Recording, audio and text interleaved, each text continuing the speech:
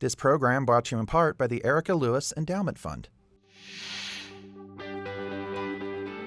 CCSD is the 5th largest school district in the nation, with student success as its #1 goal.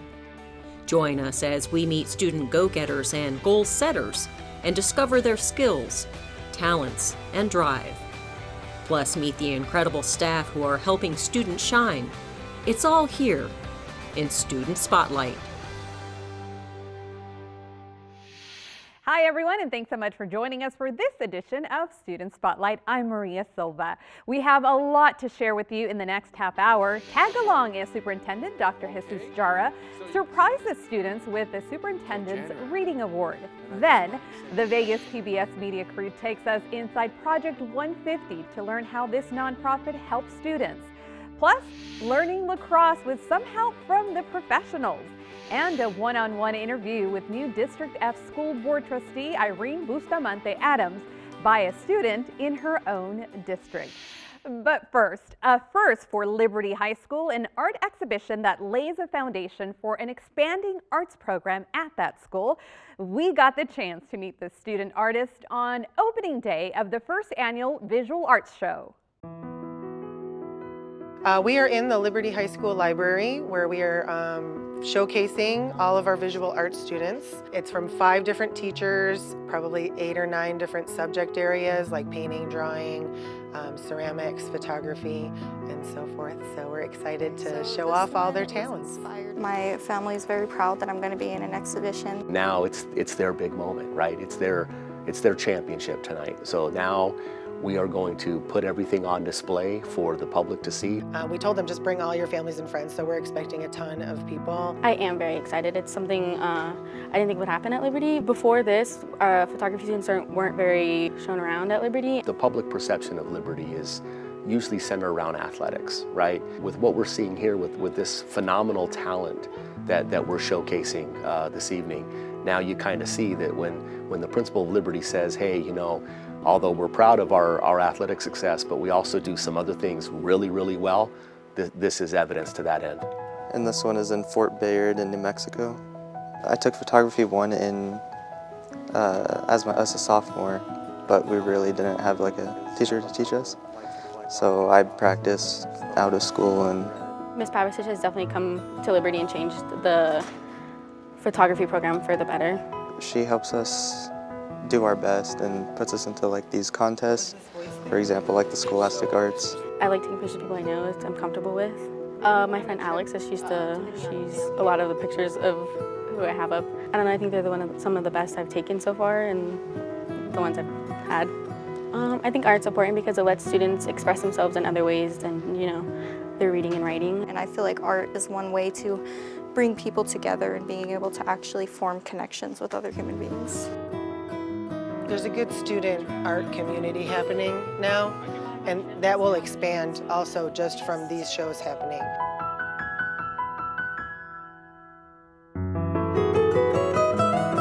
We wanted a night dedicated to the arts, so we made one, and it was a lot of hard work, and we're super excited and super proud. Opening night featured a potluck dinner, orchestra performances, and a strong sense of community.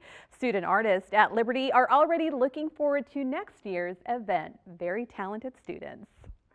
Well, recognizing improvement is so very important. District leaders use data from the recent MAP Growth Assessment for Reading to identify 3 5th grade students who showed the biggest gains in the entire school district. Those students and their teachers got a big surprise when CCSD Superintendent Dr. Jara showed up in their classrooms. Now, we tagged along with Dr. Jara as he hand-delivered the Superintendent's Reading Awards. First stop, Dickens Elementary. What's going on over here? Today we received a surprise visit from our superintendent. You know what, the superintendent, it's like the principal of principals, right? Like your principal, Ms. King, is in charge of the school. Well, I'm in charge of all the schools, right? But I have a great team. So you are here at Dickens Elementary. Dickens Elementary School, and you are in the 5th grade, right? Yeah. One of my students named Mar did show the highest growth in his MAPS testing. in the whole school district. So that's pretty amazing. So this morning you were surprised in your class because of your reading. You made some really good gains in your reading assessment. I'm so proud of you. The MAP assessment is an assessment that students take 4 times a year to measure their growth in math and reading. It is very important, particularly because we know that our kids have come back to school with gaps. It is so important to have that information so that we can provide real-time intervention for students. They gave me I can't say it right, certificate.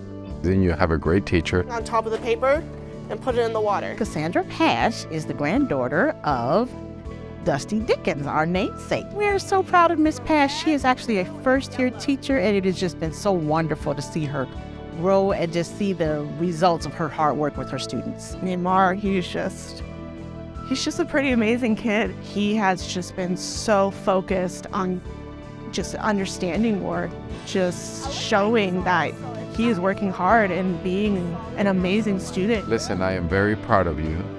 I know your mom and dad are so proud of you too. Estoy muy contenta por Neymar, por el avance que está trayendo y la alegría que está dando para nosotros ahorita. It was just so great to see the smile on his face this morning and how proud his parents were, but it's just indicative of the hard work that he's put in, and it's just so great to see him be recognized and rewarded for that. It was all Neymar. It was all him. He's going to go a lot of places in life based off of just the dedication he has at just such a young age. Keep up the good work. Okay, thank you. High five. What a great visit. Congratulations, Neymar. Well done. We also want to give a big shout out to the 2 other award winners, Nyasia, who recently transferred to CT Sewell Elementary, and Amelia, a 5th grader at Joshua Stevens Elementary School. You can watch their surprise visits on the Student Spotlight page of the Vegas PBS website, vegaspbs.org. Congratulations to all of these talented students. Now let's head to the Northwest Korean Technical Academy for our very first news break. Hi, I'm Dominique, and I'm from Northwest Korea Technical Academy. And I'm Ziena. We're here in the Hawk Media Group studios with your first news break. District leaders launched a new tool. It allows the public to look at all kinds of data for every CCSD school. It's called the District Overview, an online data dashboard that breaks down information like enrollment, attendance, behavior, and any other performance measures. The new page provides transparency and quick access to data about the state of education in the Clark County School District. You can find this new resource at data.ccsd.net. Speaking of resources, if you need some help with your homework, don't forget about Paper. Paper is a free, on-demand virtual tutoring service available to all CCSD students. Students like us can get one-on-one help in any subject 24 hours a day, 7 days a week. It's easy to try. Access Paper by using your online Clever account. That's all we got right now, but a little bit later, a few of my classmates will come back and talk a little bit more about our school. But for now, let's send it back to the Vegas PBS studios and Maria. Thank you so much for that news break. Well, the Clark County School District works with many community partners to help students succeed. One of those partners is a nonprofit called Project 150. EJ from the Vegas PBS media crew is in studio right now with that story and so much more. Hi, EJ. Hi, Maria. I'm part of the Vegas PBS media crew, a crew of former and current CCSD students who produce special content for teens. We wanted to learn more about Project 150, a nonprofit that provides support for homeless, displaced, and disadvantaged high school students so they can remain in school and graduate. Here's Adam with more. So how did you come across Project 150? Back when I was in high school here at Western High School in Las Vegas, I was in a dual enrollment program with CSN where I was exposed to college level courses, and they introduced us to Senia. As the programs manager at Project 150, I handle the different programs that we offer, so the workshops, the Betty's Boutique, and the scholarship program that we have here, providing those free resources to our high school students and current college students. So how does the application process work for these scholarships? So we have now grown with the times, and we are electronic based. But a lot of kids are grateful for an easy scholarship process. Yeah, I hope we are the easiest. It was very straightforward. Questions were very clear, and you just go straight through it. One of the biggest difficulties of trying to go to college is being able to pay for it, right? As soon as I heard, I was very thrilled to be able to know that I can start my college journey. Right, absolutely. I know that's a struggle for a lot of people in scholarships like this that are nice and easy to go through and are always a blessing, for those people. Absolutely. So, yeah. How do you think that your scholarship program may stand out from some others in the Valley? We not only just help them their freshman year, we want to see them graduate. So we've seen nonstop graduates from the beginning, and it's something that we're grateful for and able to be a part of their journey. Well, what's your favorite part about being able to work here, be able to work with these students? So I've been here for 7 years now, and it never felt. It was just being able to connect with the student. I believe Jacob, the one that you guys interviewed, he just having to be able to relate to them and connect with them. Building that relationship is really important to me, not only with our donors, but with our students, because a lot of times some of these students don't have someone to be there to support them, to say you can do it. And so that's the best part about working here at Project 150 is we're making sure we're right there along the way as the students are going through their life. Thanks, Adam. The first annual National Civic Learning Week was last month, and CCSD teachers and students from across the district participated in this national initiative. There were lessons and activities to promote and celebrate civic learning and engagement. The hope is to help build stronger, more resilient communities and create a more vibrant democracy. Now, to a big competition for students involved in the Distributive Education Clubs of America, more commonly known as DECA. DECA is a career technical student organization that prepares future leaders and entrepreneurs for careers in marketing, finance, hospitality, and management. We stopped by the state DECA conference to talk to students on El Dorado's team. Welcome to Nevada DECA SCDC 23. This is our annual State Career Development Conference. My name is Wendy Menchu-Lopez. I am the Associate State Director for the organization, and I'm excited to share that we are welcoming over 800 conference attendees, which includes students, advisors, as well as business professionals who are here today to judge our events. I kind of find leadership as a way to make a difference and to make an impact. So it's not really like a dictatorial, like you do this, but for me it's more so, let's all do this together and let me help you and guide you towards these successes. Leadership in this competition really means getting up in the morning, man, because it's hard, but just getting up, getting ready, being prepared, being confident. Even if you're not confident, fake the confidence, because that's the only thing you can do. So some of the leadership that I used here is leading some of my teammates around, telling them what they should do or what they should say over here during these interviews. We did virtual business. They're like little games, and I helped my team take first place in state. And although it was a little difficult, I tried to lead my friends and my group in the best way possible, showing them how to do the financing and everything. It was a little difficult, but that's how.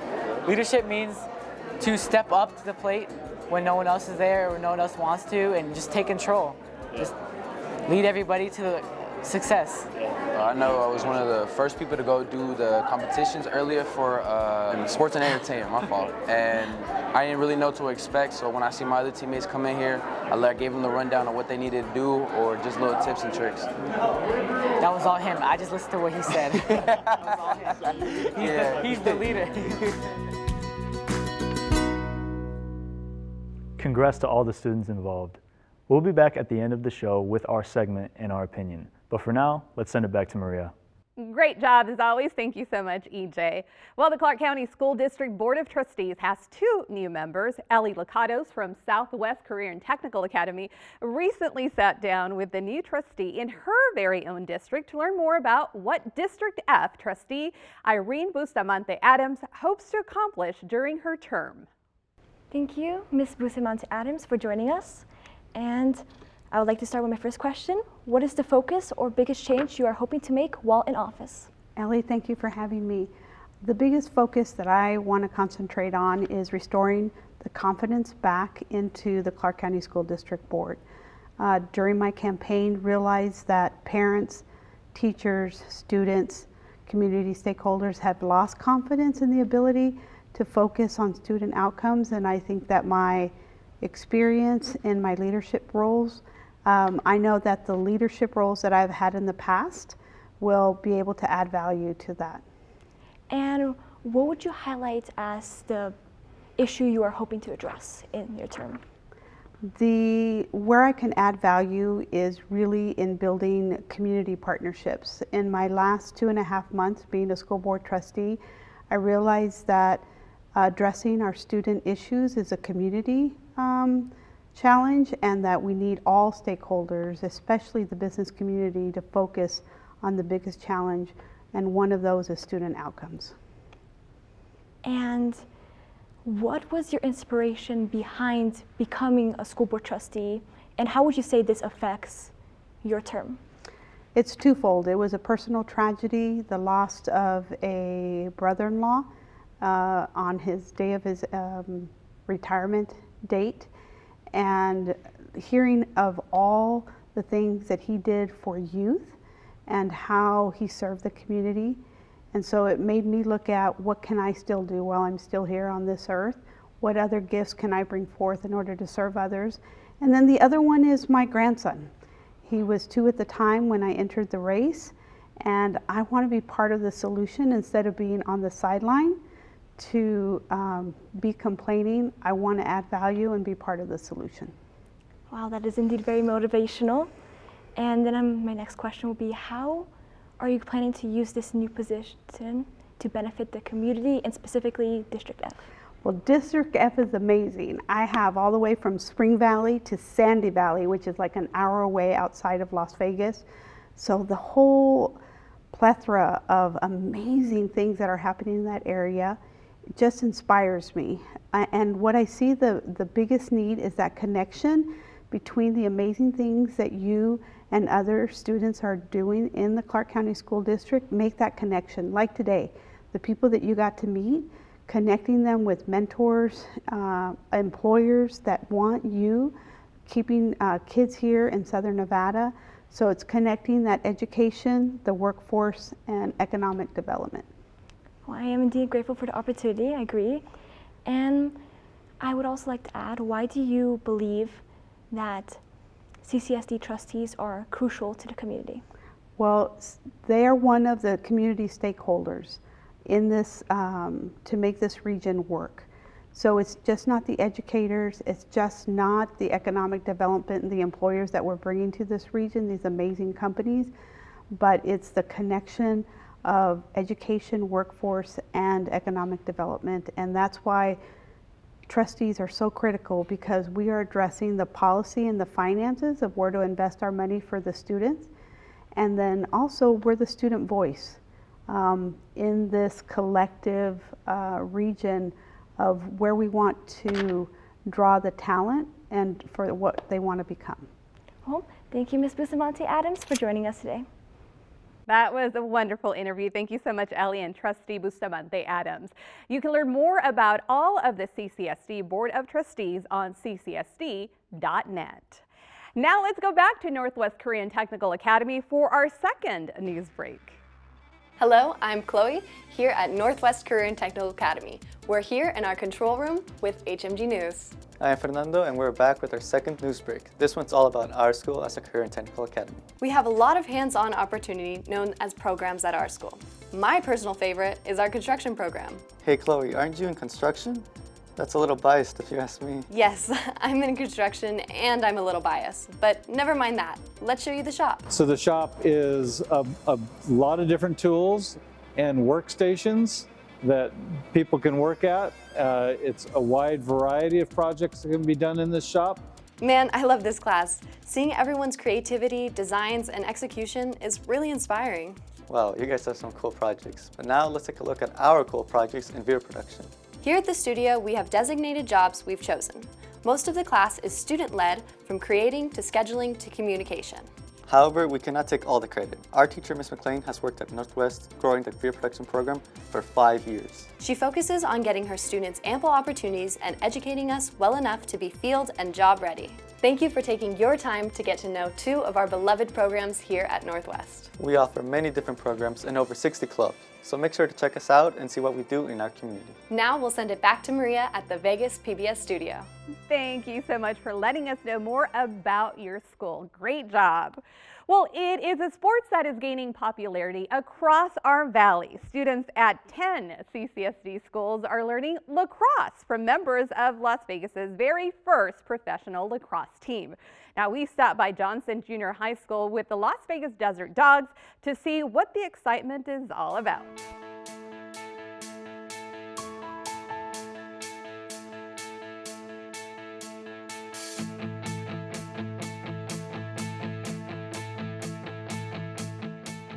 We're here at Johnson Junior High School in the gym, and we are working with Desert Dogs, the professional lacrosse team here in Las Vegas. And we're super excited to have them on campus here, working with our kids with a sport that many of them don't even know what it is. I felt a little nervous because I'm not really that good at sports. But once I started getting going, like, oh, I can do this. This is easy. I can do this. My name is Eric Turner. I play lacrosse for the Las Vegas Desert Dogs, and I'm a transition player. Lacrosse is pretty new to Las Vegas, and the opportunity to introduce it to a bunch of students that may not have access to the game and have maybe never seen the game is just a great way for us to share the sport. It was really fun, especially learning the mechanics and how to carry a stick and balance the ball in it correctly. So, like a little guide to learning the sport. It was absolutely amazing. I didn't really think I'd be able to play with professionals, let alone a team that plays for Las Vegas, Nevada, whatever. We've done a really good job of getting into the community in situations like this and doing various camps and clinics. We took a number of initiatives, giving pennies to all youth players that had Desert Dogs logo on them, donating physical goals to fields, parks and rec, lacrosse clubs throughout Las Vegas, and then our sticks donation program, donating 500 sticks to Clark County Public Schools, 10 different elementary or middle schools to begin a pilot program to bring lacrosse to the PE curriculum here in Clark County. I'm hoping they take away that physical activity, things like that to improve a healthy lifestyle can be done and accomplished through other things other than running or healthy eating, things, stuff like that. 1, 2, 3, How cool is that? Well, the Desert Dogs will continue working with PE students at the 10 pilot schools to help build their lacrosse skills and their confidence. The hope is to expand the number of schools and students in the near future. Well, that does it for this edition of Student Spotlight. A reminder that you can watch this episode and past episodes on the Vegas PBS website. Stay tuned for In Our Opinion from the Vegas PBS Media crew. Thank you so much for watching.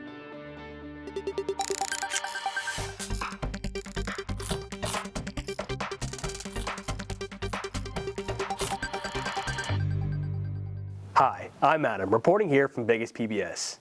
This has clearly been a big month for student leadership. Because of this, we wanted to go talk to students and staff with the Student Council at Desert Pines High School to get their opinions on teen leadership, the stigma around it, and where it can go from here. Let's go take a look. So you said you would lead a student council, right? So what does that usually entail with student council? It could be anything, any day. Really what I try to do with my class is we have about 50 kids. I say it's student ran. My president comes in daily. She tells me what's going to happen, and I say, okay, let's make it work. So do you think that being in this position has helped kind of give you some leadership skills? Yeah, definitely. I learned to be more responsible with my time. And I know last year I really wasn't the good student, I guess you could say, but student council and this leadership role really has helped me improve. So do you think that students should be trusted in more leadership positions?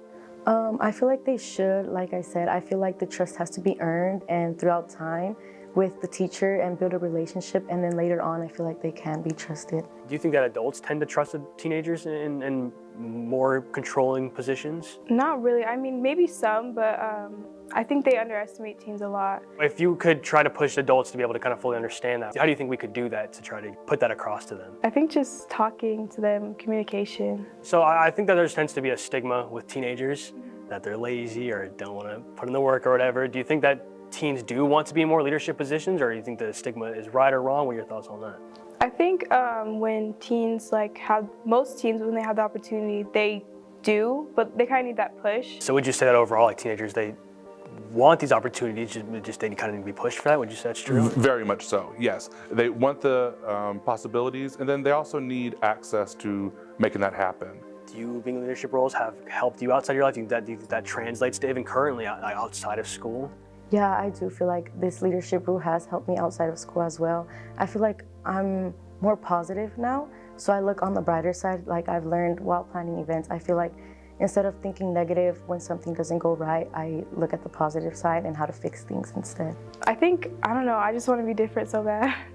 But I think, I don't know, I just like big roles. I like helping the community and being there for people. I'm inspired every time I come to work because, like I said, when I come in, I know I got my e-board at the door.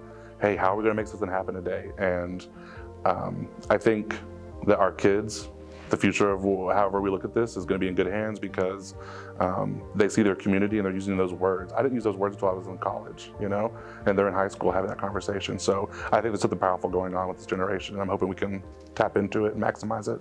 Thank you, Chloe, Evelyn, and Mr. Gregor for sharing your thoughts. We wanted to hear more students' thoughts on this from around the district. So for the first time, let's toss it to the satellite crew to see what students at their schools have to say. Thanks, guys. Do you feel teens should occupy more leadership roles? I feel like teens should occupy more leadership roles because a lot of aspects of today's society affect teens on a day-to-day basis. Yeah, students do want to be in leadership positions. I'm sure that a lot of students like to lead. So do you think teenagers can be trusted in these leadership roles? Oh yes, I think a lot of times I've had to experience adults tend to underestimate your abilities or skills. Everyone is going to have to use leadership as soon as they get out of high school, whatever they do. They're going to end up, even if they're not a boss, they're going to end up using leadership in their life. For me, it really helped find out who I was and who I am really to this day, that I can be a leader and that I can show people what to do and what I really want to do. And so for my message to teen leaders out there is that the sky's really the limit. You have what it takes to be a leader, and you are the only thing that's stopping you.